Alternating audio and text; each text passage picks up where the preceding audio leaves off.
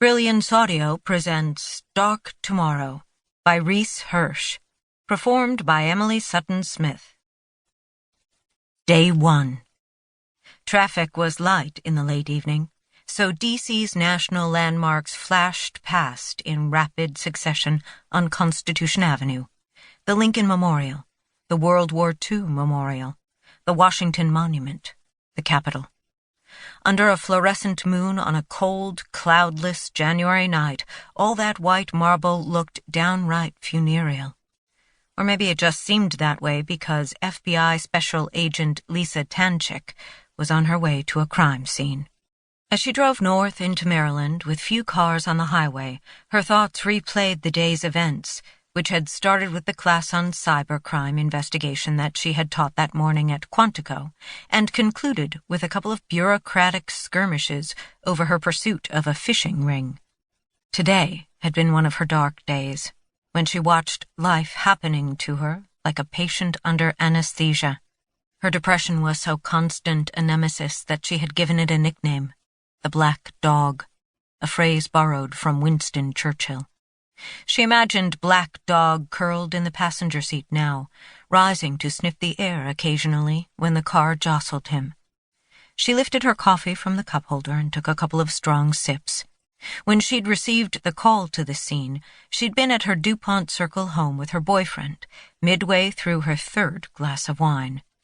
John had questioned whether she was in any shape to take the call, but Lisa would not be dissuaded. This was her first lead in months on a hacker whom she had been pursuing, and now the hacker had graduated to murder. On dark days like these, it helped to have a problem to work, so she thought about what she knew so far about the crime, next to nothing, and the likely perpetrator, quite a lot.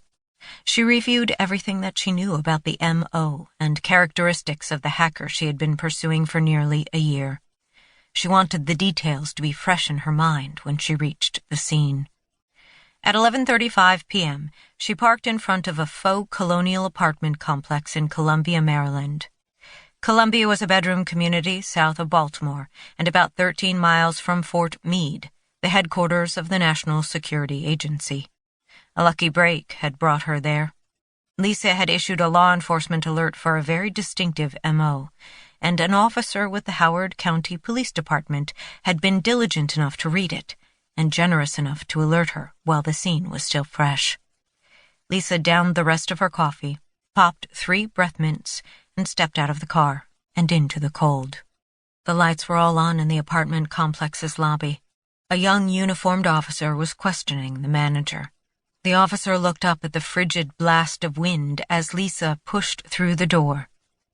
"Your FBI?"